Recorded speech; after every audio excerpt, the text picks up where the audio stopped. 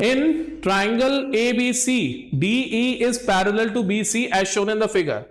If AD is equals to 4 centimeter, AB is equals to 9 centimeter, AC is equals to 13.5 centimeter, तो बताओ what is the length of EC?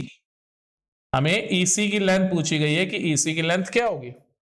PYQ है, 2023 में आया हुआ question है ये। सो अब हमें पता है कि AD अपॉन BD का रेशो किसके इक्वल हो जाता है, AE अपॉन EC के रेशो के इक्वल हो जाता है। जो हमें निकालना है उसे हमने क्या मान लिया, X मान लिया, राइट। अब आप नोटिस करो AD कितना हो जाएगा, 4 सेंटीमीटर।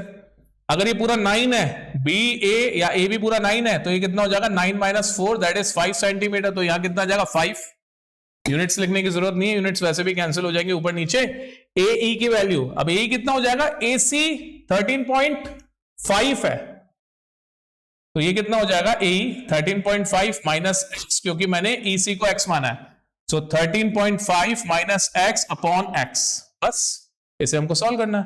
क्रॉस मल्टीप्लाई करवाया, क्रॉस मल्टीप्लाई करवाया, so 4x is equals to 5 times 13.5 minus x। 4x is equals to 13 5 are 65, 5 5 are 25, 67.5 minus 5x।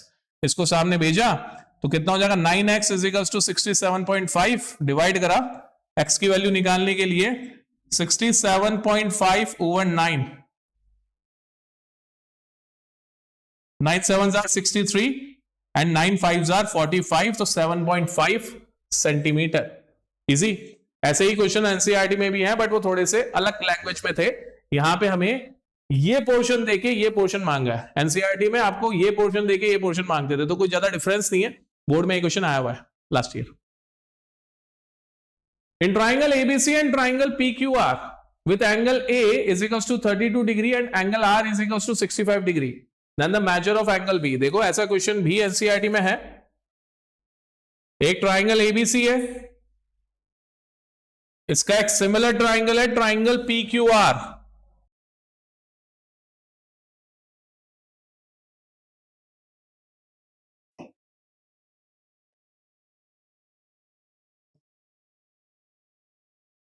यहां पे angle A is 32 degree, angle R is 65 degree.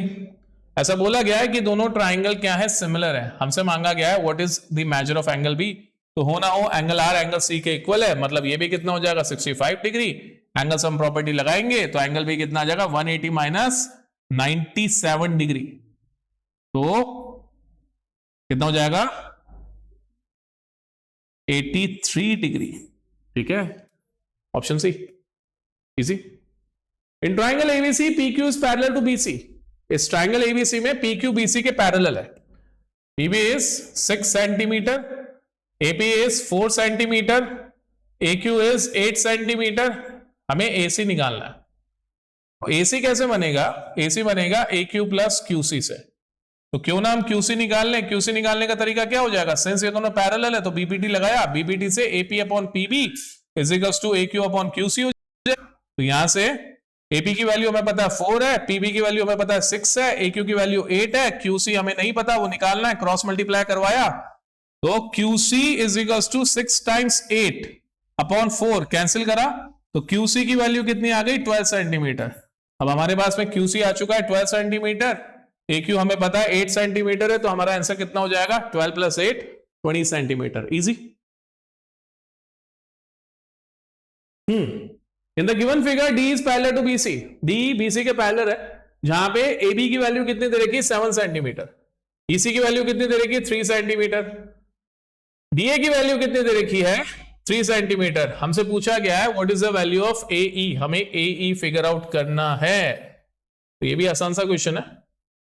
अगर मैं AE को थोड़ी देर के लिए X मान लूं, तो क्या मैं ऐसा लिख सकता हूं that AD upon AB is equals to AE upon AC। थोड़ा अलग तरीके से कर रहे हैं इस बार हम, ठीक है, थोड़ा अलग तरीके से। तो AD की वैल्यू हमें पता है 3 सेंटीमीटर है, AB की वैल्यू कितनी हो जाएगी, 7 सेंटीमीटर। A को मैंने X माना है, मैंने जानबूझ के इसको अलग तरीके से करा है, और AC कितना हो जाएगा यहां से, X plus 3। Right, cross multiply करो, सिंप्लीफाई करो, काम खत्म। तो कितना हो जाएगा 3 times x plus 3 is equals to 7 times x, so 3x plus 9 is equals to 7x, इसको सामने फेंका तो 9 is equals to 7x minus 3x, तो 4x इज इक्वल्स टू 9, तो x की वैल्यू कितनी हो जाएगी 9/4, 9/4 कितना हो जाएगा 2.25 सेंटीमीटर।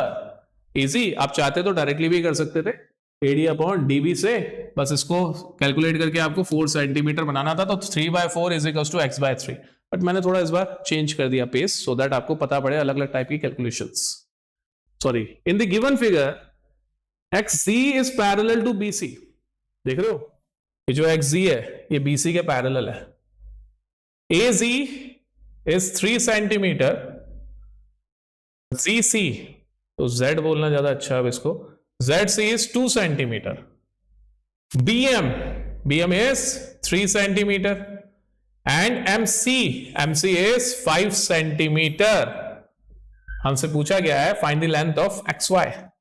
हमें XY फिगर आउट करना है, राइट?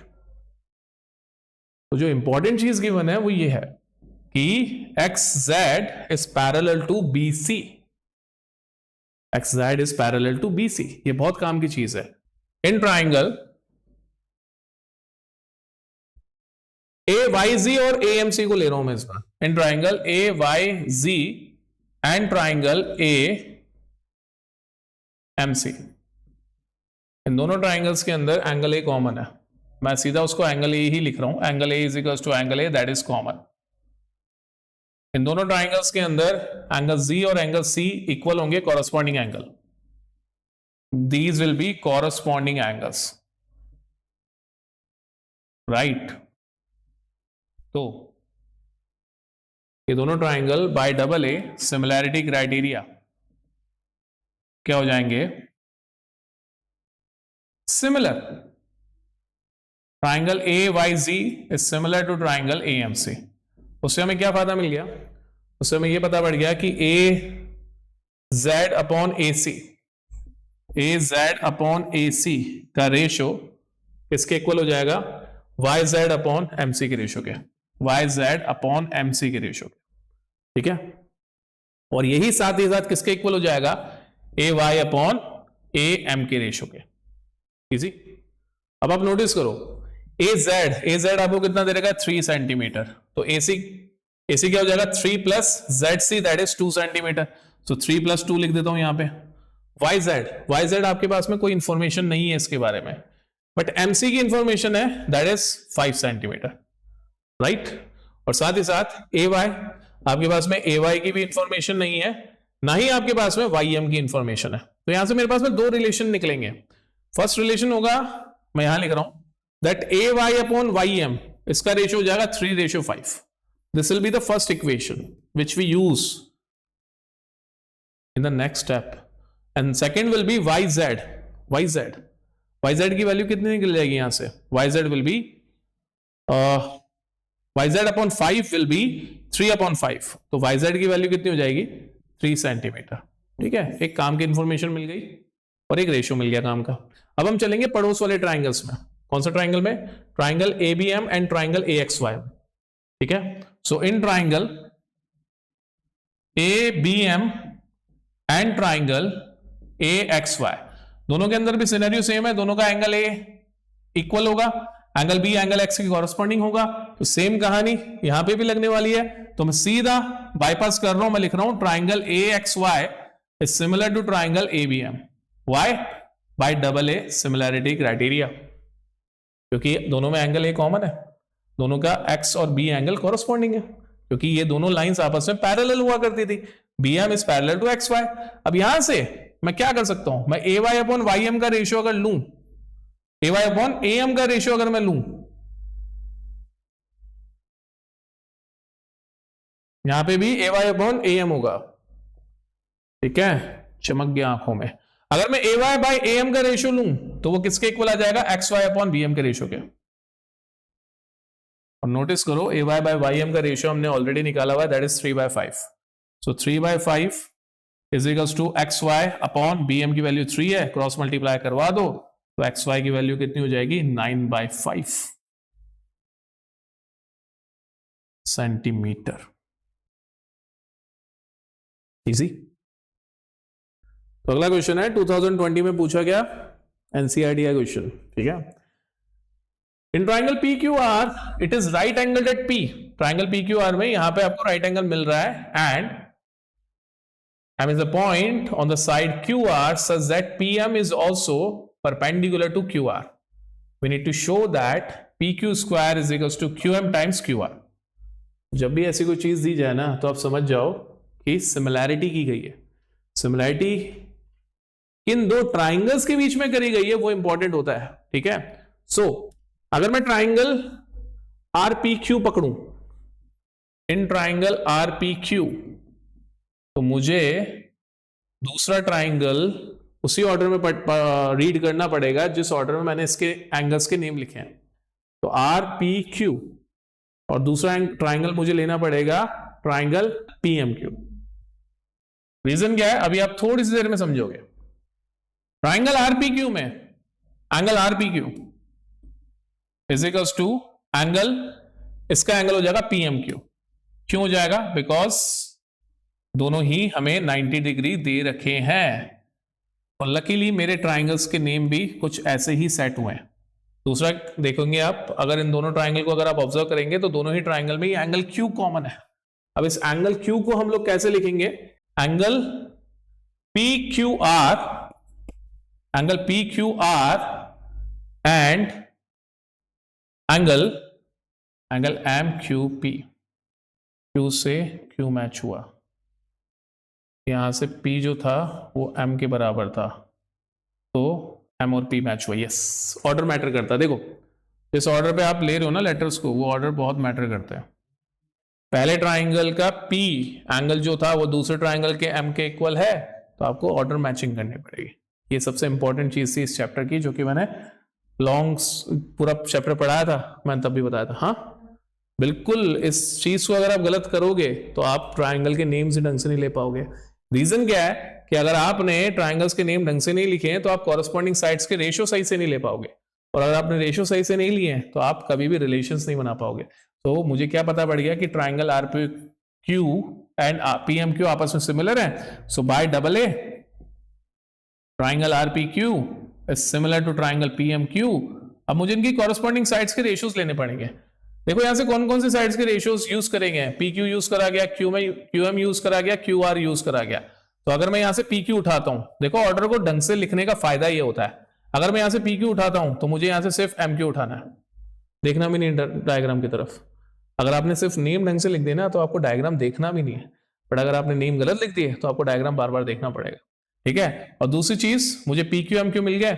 अब मुझे अगर यहां से PQ उठाना है, देख लो PQ का स्क्वायर आ रहा है, तो मुझे अगर यहां से PQ उठाना है, ऑब्वियसली इसकी वाली साइड नीचे जाएगी, तो यहां से कौन आएगा? RQ। आसान सी बात है, क्रॉस मल्टीप्लाई करवा दो तो कितना बन गया? PQ का square is equals to MQ times RQ।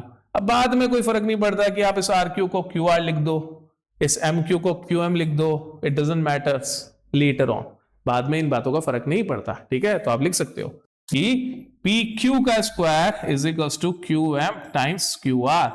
छोटा सा क्वेश्चन बट कॉन्सेप्ट बिल्डिंग के लिए बहुत बड़ा क्वेश्चन, इसलिए बोर्ड्स में आते हैं ऐसे क्वेश्चंस। आसान सी बात है। अब ये क्वेश्चन आया था 23 में। इन the given figure CD is perpendicular bisector of AB। देखो जो CD है ना, ये पूरे AB का परपेंडिकुलर बाइसेक्टर है, मतलब हो ना हो हमें बोला गया है कि BD और AD आपस में इक्वल है। EF is perpendicular on this side CD and AE intersect CD at point G. We need to prove that CF का है, देखो ये रहा CF अपॉन CD ये पूरी साइड हो गई, फिजिकल्स टू FG अपॉन DG, ठीक है। तो सारे रिलेशन इसी लाइन पे लाने हमें सारे।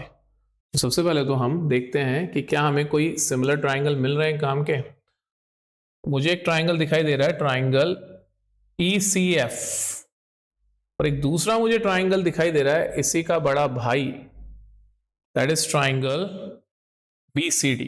इन दोनों ट्राइंगल्स में आप क्लियरली देख सकते हो कि दो एंगल्स इक्वल हैं। एक तो C कॉमन एंगल हो जाएगा और एंगल D और F दोनों 90 डिग्री होंगे। So in triangles ECF and triangle BCD, पहली बात angle C is equals to angle C, that is the common angle. दूसरी बात एंगल F, यहां से एंगल CFE बोल सकता हूं, एंगल CFE, और वहां से angle CDB, both are 90 degree given. So by double A similarity criteria क्या बन गया? This triangle ECF is similar to triangle BCD, right? तो अगर मैं इस ट्राइंगल का बेस लूं CF, तो उसका बेस कितना हो जाएगा? CD। तो CF बाय CD का रेशियो किसके इक्वल हो जाएगा? इस ट्राइंगल का परपेंडिकुलर EF, तो उसका परपेंडिकुलर कितना हो जाएगा? BD, EF upon BD। इसको मैंने कह दिया इक्वेशन नंबर 1।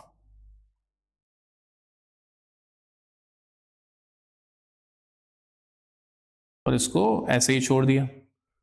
अब वक्त है जिंदगी में आगे बढ़ने का, हमें और भी कोई रिलेशन ढूंढना पड़ेगा।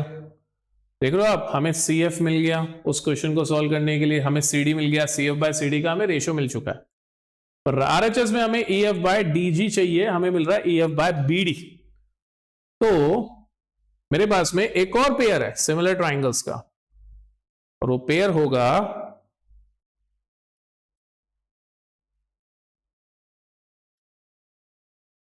ट्राइंगल EFG और ट्राइंगल ADG।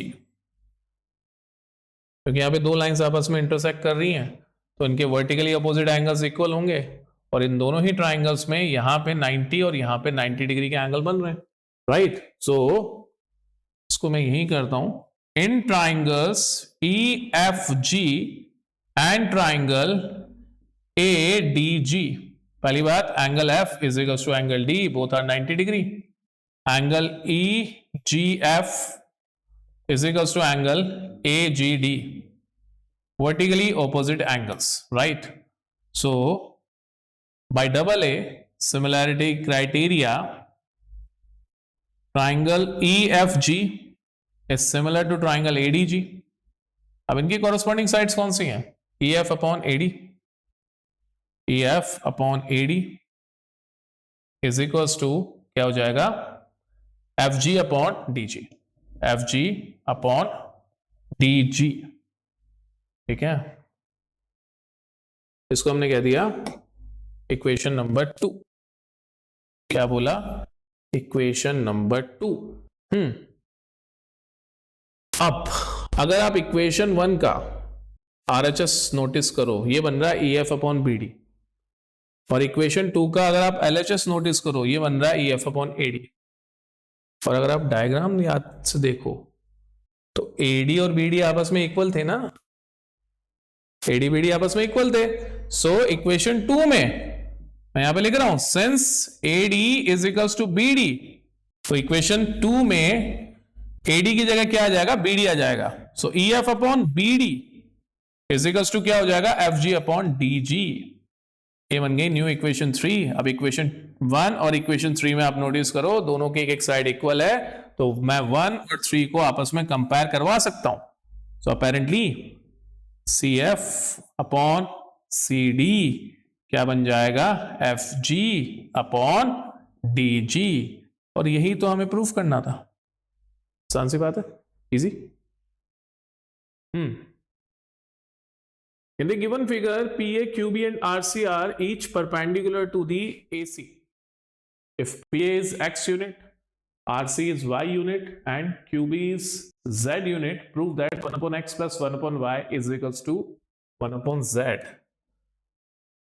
अब सिंस आप ट्राइंगल चैप्टर पढ़ रहे हो और ट्राइंगल के बारे में आप क्या जानते हो कि आपको जब भी दो ट्राइंगल सिमिलर दिखाई दें तो आप उनकी कॉरस्पॉन्डिंग साइड्स एंड के रेशियोज को इक्वल ले सकते हो।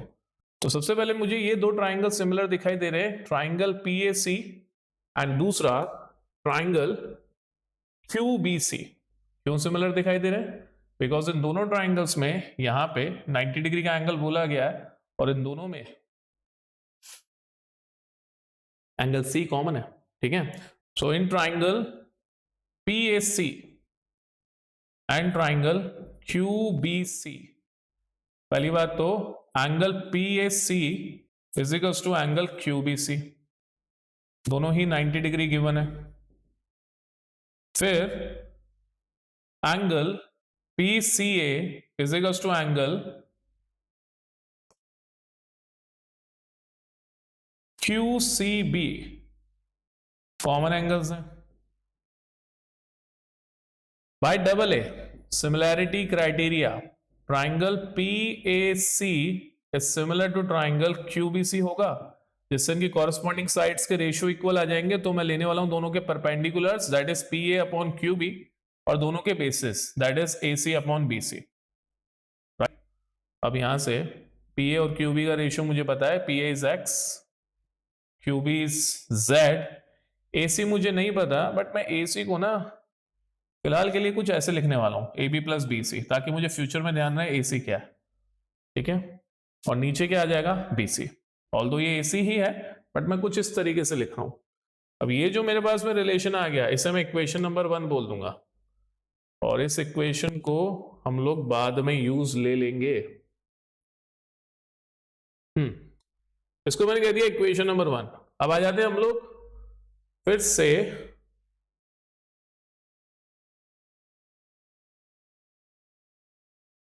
एक और पेयर ऑफ सिमिलर ट्राइंगल पे, और वो पेयर ऑफ सिमिलर ट्राइंगल क्या होगा, एक तो ये बड़ा वाला ट्राइंगल, ट्राइंगल RAC, और दूसरा हो जाएगा इसी का छोटा भाई दैट इज ट्राइंगल QBA या QAB।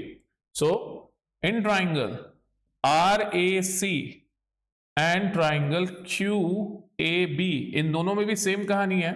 पहली बात तो दोनों के ही ये वाले एंगल 90 डिग्री होंगे, मतलब angle RCA is equals to angle QBA, ये दोनों क्या हो जाएंगे 90 डिग्री, जो कि हमें गिवन था। दूसरी बात, इन दोनों में ही ये एंगल A कॉमन है, तो angle RAC is equals to angle QAB, this is the common angle. तो हो ना हो फिर से by double A similarity criteria लगेगा और ट्राइंगल RAC सिमिलर हो जाएगा ट्राइंगल QAB के, जिससे हम लोगों को ये पता पड़ जाएगा कि इनकी कॉरस्पॉन्डिंग साइड्स का रेशियो इक्वल है। तो इस बार मैं लेने वाला हूं RC that is the height of that triangle, upon में मुझे इसकी भी हाइट लेनी पड़ेगी छोटे वाले ट्राइंगल की, दैट विल बी QB। फिर बड़े वाले ट्राइंगल का बेस वो फिर से क्या हो जाएगा AC हो जाएगा और फिर AB, राइट। आसान सी बात है। सो अब यहां से मुझे पता है कि RC की वैल्यू कितनी है, RC Y दे रखा है, QB कितना है, QB Z दे रखा है, राइट। और सामने कितना आ जाएगा AC मुझे पता है कि AB प्लस BC है, और साथ ही साथ यहां पे जो बेस आया है वो AB आया है। ये बन गई हमारी इक्वेशन नंबर 2। अब हमें इन रिलेशंस का यूज करके 1/x plus 1/y is equals to 1/z बनाना है, राइट। तो अगर मैं इक्वेशन 1 और 2 को रेसिप्रोकेट करके ऐड कर दूं, ठीक है, तो मैं इक्वेशन 1 का रेसिप्रोकेट मतलब 1/इक्वेशन 1 प्लस 1/इक्वेशन 2 कर दूं, इनका रेसिप्रोकेट करके अगर मैं ऐड करूं तो मुझे कुछ बनता हुआ दिखाई दे रहा है। तो देखो ये हो जाएगा Z/x plus Z/y is equals to, सामने की तरफ क्या हो जाएगा BC upon AB plus BC, और यहां से क्या आ जाएगा AB upon AB plus BC। तो रेसिप्रोकेट करके ऐड करने में बहुत सारी चीजें हो जाती हैं जो हम डायरेक्टली नहीं कर सकते। अब देखो ध्यान से, RHS में क्या बन गया डिनोमिनेटर में AB प्लस BC था और न्यूमरेटर में क्या बन गया, AB प्लस BC। तो हमारी सबसे बड़ी प्रॉब्लम सॉल्व हो गई इस क्वेश्चन की, ये दोनों कैंसिल हो जाएंगे। यहां से हमें न्यूमरेटर में कितना कॉमन मिलेगा, z कॉमन मिल जाएगा, तो ये हो जाएगा 1/x प्लस 1/y, और RHS में तो सब कुछ कैंसिल हो गया, क्या बच गया, 1 बच गया। तो z को डिनोमिनेटर में भेज दो, तो 1/x plus 1/y is equals to 1/z। ये तो प्रूफ करना था।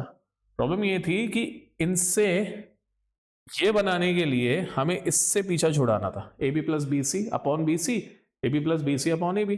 अब ध्यान से देखो, अगर मैं AB और BC को ऐड कर पाता तो वो फिर से क्या बन जाता है, AC के इक्वल बन जाता। तो अब मैं डायरेक्टली अगर ऐसे ऐड करता तो ऐसे ऐड करना पॉसिबल नहीं था, इसलिए पहले मैंने रेसिप्रोकेट करा। रेसिप्रोकेट करने से क्या हुआ, denominator AB plus BC save हो गया और न्यूमरेटर में BC और AB का एडिशन हो जाएगा, क्योंकि दोनों का डिनोमिनेटर सेम है। ठीक है, तो दोनों आपस में कैंसिल होके 1 बने और हमारा काम डायरेक्टली हो गया, easy.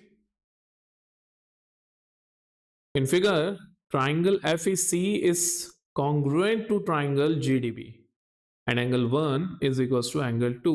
Prove that triangle ADE is similar to triangle ABC. देखो, अब इस क्वेश्चन में हमें दो ट्राइंगल्स आपस में कॉन्ग्रुएंट दे रखे हैं। कौन कौन से ट्राइंगल्स, एक तो triangle FEC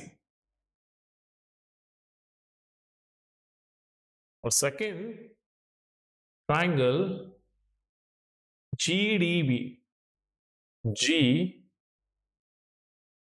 D and B वाला ट्राइंगल आपस में ये कॉन्ग्रुएंट है। साथ ही साथ हमें एंगल 1 एंगल 2 इक्वल दे रखे हैं, राइट। हमें प्रूफ क्या करना है कि ये ट्राइंगल ADE और ट्राइंगल ABC आपस में सिमिलर है। इनको प्रूफ करने में बस एक ही ऑब्स्टेकल है, हमारे पास में एक तो चीज है कि दोनों ट्राइंगल्स के अंदर एंगल A कॉमन है। हमें या तो 1 3 के इक्वल मिल जाए तो हम डबल A क्राइटेरिया लगा सकते हैं, हमें या तो 2 4 के इक्वल मिल जाए तो भी हम डबल A क्राइटेरिया लगा सकते हैं, या फिर हम ये प्रूफ कर दें कैसे भी कि DE is parallel to BC। ठीक है, और जो डेटा गिवन है उससे ये सारा काम आसानी से हो सकता है। देखो, सबसे पहली चीज हमें क्या गिवन है, इन triangle ADE angle 1 is equals to angle 2, right. Angle 1 is equals to angle 2। तो यहां से क्या समझ में आया मुझे कि AD is equals to AE हो जाएगा, AD is equals to AE हो जाएगा, मतलब sides opposite to equal angles are always equal. कहां पढ़ा था, 9th क्लास में। इसको मैंने बोल दिया इक्वेशन नंबर 1, आसान सी बात है। दूसरी चीज हमें ये दे रखी है, ये काम की चीज कि triangle FEC is congruent to triangle GDB, right. जब भी दो ट्राइंगल कॉन्ग्रुएंट होते हैं तो उनकी कॉरस्पॉन्डिंग साइड्स इक्वल हो जाती।